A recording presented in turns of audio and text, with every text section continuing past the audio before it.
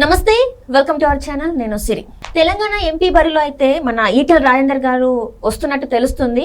అయితే ఈటెల రాజేందర్ గారు ఎంపీ బరిలో నిలిచి ఉంటే ఏ పార్టీ నుంచి పోటీ చేస్తారు? సో అందరికీ డౌట్ అయితే వస్తుంది. సో ఈ డౌట్ని మనకి క్లుప్తంగా వివరించడానికి మనతో పాటు ఉన్నారు ప్రముఖ senior journalist, political analyst CS Rao గారు. నమస్కారం సార్. నమస్తే సిరి. సార్, ఈటెల రాజేందర్ గారు అంటే నార్మల్గా అయితే ఇప్పుడు బీజేపీలో ఉన్నారు, కానీ ఇప్పుడు ఏంటంటే కొత్తగా వినిపిస్తుంది ఎంపీ బరిలో ఈటెల రాజేందర్ గారి పేరు వినిపిస్తుంది. కాకపోతే ఏ పార్టీ నుంచి వెళ్ళి పోటీ చేస్తారు అని చెప్పేసి కూడా ఒక వార్త అయితే వస్తుంది. ఇంతకీ ఏంటి సార్, ఇది ఎలా చూడాలి మనం? ఇప్పుడు ఈటెల రాజేంద్ర ఆయన ఎంపీగా పోటీ చేస్తారు, ఇది కన్ఫర్మ్. అది ఆయనే చెప్పారు. నేను ఈసారి ఎన్నికల్లో నేను ఎంపీగా నేను పోటీ చేయబోతున్నాను అని చెప్పి ఆయన క్లియర్గా చెప్పడం జరిగింది. ప్రస్తుతం ఆయన అయితే బీజేపీలో ఉన్నారు. సో ఆయన నేపథ్యం, పూర్వపు నేపథ్యం తీసుకుంటే తెలంగాణ ఉద్యమకారుడు, కేసీఆర్కి సమాంతరంగా ఉద్యమాన్ని నడపడంలో ఆయన కీలక పాత్ర పోషించారు. కేసీఆర్ తోటి కలిసి ఆయన ఉద్యమంలో చాలా చేతుడు వాదాడుగా నిలవడంతో పాటు కేసీఆర్కి ఎంత క్రేజ్ ఉందో ఉద్యమంలో అంతకన్నా క్రేజ్ ఉంది ఈటెల రాజేందర్కి. కేసీఆర్ క్యాబినెట్లో కూడా ఉన్నారు. అయితే ఆయన ఏదో అసైన్ ల్యాండ్లో ఏదో చేసి ఆక్రమించారని అదే కారణం చెప్పి ఆయన్ని కేసీఆర్ బర్తరఫ్ చేయడం జరిగింది ఆయన క్యాబినెట్ నుంచి, అప్పట్లో లాస్ట్ క్యాబినెట్లో. సో అక్కడి నుంచి వాళ్ళిద్దరి మధ్య వైరం పెరిగింది. అసలు ఎందుకు ఈటెల రాజేందర్ని బర్తరఫ్ చేయాల్సి వచ్చింది కేసీఆర్? నిజంగానే అసైన్ ల్యాండ్స్ ఉన్నాయి, అసైన్ ల్యాండ్స్ కొనుగోలు చేశారనేటువంటి అభియోగంతో ఆయన బర్తరఫ్ చేశారంటే కాదు, రాజకీయ కోణం ఉంది దాని వెనక. ఏం రాజకీయ కోణం అని అంటే, ముఖ్యమంత్రిగా కేసీఆర్ ఉన్నప్పుడే ఆయన్ని తొలగించేసి ముఖ్యమంత్రి కావడానికి ఈటెల రాజేందర్ ప్రయత్నం చేశాడు.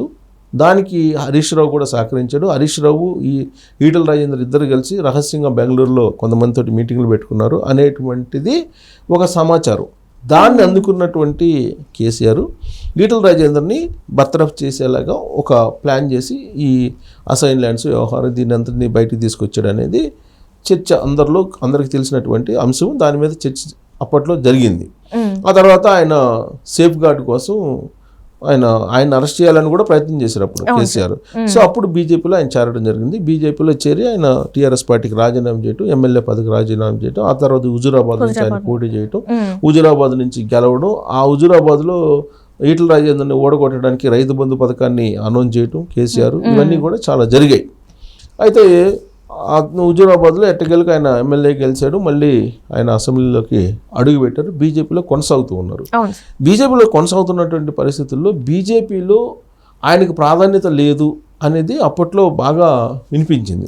ప్రాధాన్యత లేదు, తగినంత ప్రాధాన్యత లేదు, ఇతర ప్రాధాన్యత ఇవ్వట్లేదు, ఆయన్ని బీజేపీ తెలంగాణ అధ్యక్షుడిగా చేయాలి అనేటువంటి ఒక డిమాండ్ ఆయన అభిమానుల నుంచి వచ్చింది. అప్పట్లో వచ్చినటువంటి క్రమంలో బీజేపీలో గ్రూపులు ఏర్పడ్డాయి. ఈటెల రాజేందర్ది ఒక గ్రూపు, బండి సంజయ్ది ఒక గ్రూపు, కిషన్ రెడ్డిది ఇంకో గ్రూపు, ఇలా ఉన్నాయి. బండి సంజయ్ మీద కరీంనగర్కి సంబంధించి కొంతమంది ఢిల్లీ వెళ్ళటం, కంప్లైంట్ చేయటం ఆయన మీద, ఇవన్నీ కూడా చూసాం. ఆ తర్వాత అధిష్టానం వార్నింగ్ ఇవ్వటం, ఇవన్నీ అయిపోయాయి. తర్వాత బండి సంజయ్ని మార్చేశారు. బండి సంజయ్ని అధ్యక్షుడిగా మార్చేసి ఆయన్ని బీజేపీ జాతీయ ప్రధాన కార్యదర్శిని చేయటం, ఇవన్నీ కూడా చూసాం. కిషన్ రెడ్డిని తెలంగాణ రాష్ట్ర అధ్యక్షుడిగా ఆయన నియమించారు. ఆ సందర్భంలో ఈయనకి ప్రచార కమిటీ చైర్మన్ బాధ్యతలు అప్పచెప్పాడు ఈటెల రాజేందర్కి. సో కాబోయేటువంటి సీఎం అభ్యర్థి అనేటువంటి టాక్ కూడా అప్పట్లో వినిపించింది. ఇదంతా జరుగుతున్నటువంటి క్రమంలోనే ఈటెల రాజేందర్ అసంతృప్తిగా ఉన్నారు. బీజేపీలో కొనసాగే అవకాశం లేదు, కాంగ్రెస్ పార్టీకి వెళ్ళే అవకాశం ఉంది అనేటువంటి ప్రచారం అప్పట్లోనే జరిగింది. అప్పట్లోనే చాలా సందర్భాల్లో జరిగింది. ఆయన ఖండిస్తూ వచ్చారు. రేవంత్ రెడ్డి కూడా ఆయన్ని ఆహ్వానించాడు కాంగ్రెస్ పార్టీలోకి. వాళ్ళిద్దరు మాట్లాడుకున్నారు రహస్యంగా అనేది కూడా వినిపించింది. మాట్లాడుకున్న విషయం ఈటెల రాజేందర్ కూడా చెప్పారు. సో కాంగ్రెస్ పార్టీలోకి వెళ్ళొచ్చు అనేటువంటి ప్రచారం కూడా అప్పట్లో చాలా బలంగా జరిగింది. సో బలంగా జరిగినప్పటికీ ఆయన బీజేపీలో కొనసాగుతూ బీజేపీ ప్రచార కమిటీలో చైర్మన్గా ఉంటూ ఎన్నికలను నిర్వహించారు. సో ఆ ఎన్నికల్లో 8 మందితోటి పరిమితమైంది బీజేపీ. ఆయన ఈటెల రాజేందర్ 2 చోట్ల పోటీ చేసి 2 చోట్ల ఓడిపోవడం జరిగింది. ఇక్కడ గజ్వేల్లో ఓడిపోయారు, హుజూరాబాద్లో ఓడిపోయారు, 2 చోట్ల ఓడిపోయారు. 2 చోట్ల ఓడిపోయిన తర్వాత ఆయన గ్రాఫ్ పడిపోయింది అనేది బీజేపీ గ్రహించింది. అంటే ఆయనకి అంత ఊహించినంత బలం లేదు అనేది ఒకటి బీజేపీలో ఉంది. సో బీజేపీలో ఇప్పుడు ఏంటి, బీజేపీలో ఆయనకి అంత తగిన ప్రాధాన్యత లేదు. నెక్స్ట్ ఎలక్షన్లో, లోక్సభ ఎన్నికల్లో ఆయనకి అసలు ఎంపీగా కంటెస్ట్ చేసే అవకాశం ఇస్తారా లేదా అనేటువంటిది ఒక చర్చ జరుగుతుంది. ప్రస్తుతానికైతే ఆయనకి ఎక్కడ సీట్ ఇస్తారు ఏంటి అనేది కూడా తెలియట్లేదు. అంటే ఇంకా ఎంపీకి సంబంధించి అభ్యర్థుల ఎంపిక సంబంధించి కసరత్తు జరుగుతుంది. సో రేపటి నుంచి ప్రచారానికి వెళ్తుంది బీజేపీ రాష్ట్ర వ్యాప్తంగా. సో ఈలోపే కాంగ్రెస్ పార్టీ ఇతని మీద ఆపరేషన్ చేసింది, కాంగ్రెస్ పార్టీలోకి వెళ్తున్నాడు ఈటల రాజేందర్ అనేది మళ్ళీ ప్రచారం అయితే ప్రారంభమైంది. ఎప్పటి నుంచో జరుగుతున్నటువంటి ప్రచారం ఇది. కాంగ్రెస్ పార్టీలోకి ఈటల రాజేందర్ వెళ్ళిపోబోతున్నారు, బీజేపీలో ఇక్కడ బీజేపీకి అవకాశం గెలిచే అవకాశం, కాంగ్రెస్ పార్టీ చాలా బలంగా ఉంది, అధికారంలోకి వచ్చింది, రేవంత్ రెడ్డి అలాగే ఈటల రాజేందర్ ఇద్దరు క్లోజు. కాబట్టి గతంలో కాంగ్రెస్ పార్టీకి వెళ్ళాలని ఆలోచన చేసినటువంటి ఈటల రాజేందర్ ఇప్పుడు వెళ్ళేటువంటి అవకాశం ఉంది అనేది ఒకటి వినిపిస్తుంది. కాంగ్రెస్ పార్టీ కూడా ఈటల రాజేందర్ తోటి కొంతమంది లీడర్లు టచ్లో ఉన్నారు. ఈటల రాజేందర్ కూడా కాంగ్రెస్ పార్టీకి వెళ్ళాలి అనేది చాలా కాలం నుంచి ఆయన మనసులో ఉంది అనేది చాలా సందర్భాల్లో వచ్చినటువంటి టాక్. ఎందుకు అని అంటే బీజేపీ తోటి ఆయన బీజేపీ లీడర్లతో కానీ బీజేపీతో కానీ ఇవ్వడలేకపోతున్నారు, ఆయనకి తగిన గుర్తింపు ఇవ్వలేకపోతున్నారు అనేది ఒకటి. సో ఇప్పుడు కాంగ్రెస్ పార్టీ నుంచి పోటీ చేస్తారా ఎంపీగా అనేది ఒకటి నడుస్తుంది.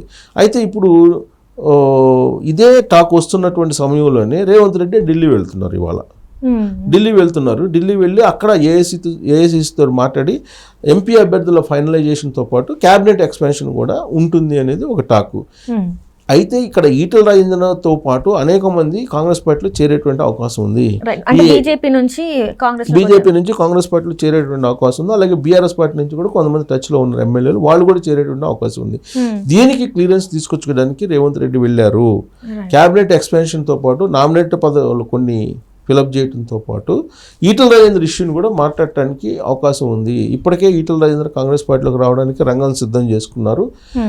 ఏఐసిసి నుంచి వచ్చేటువంటి హామీ ప్రకారం ఆయన వచ్చేటువంటి అవకాశం ఉంది కాంగ్రెస్ పార్టీలోకి అనేది ఒకటి. అది కూడా మల్కాజ్గిరి నుంచి ఆయన పోటీ చేసేటువంటి అవకాశం ఉంది అనేది కూడా ఒకటి వినిపిస్తుంది. మల్కాజ్గిరి సీట్ను ఆశిస్తున్నారు.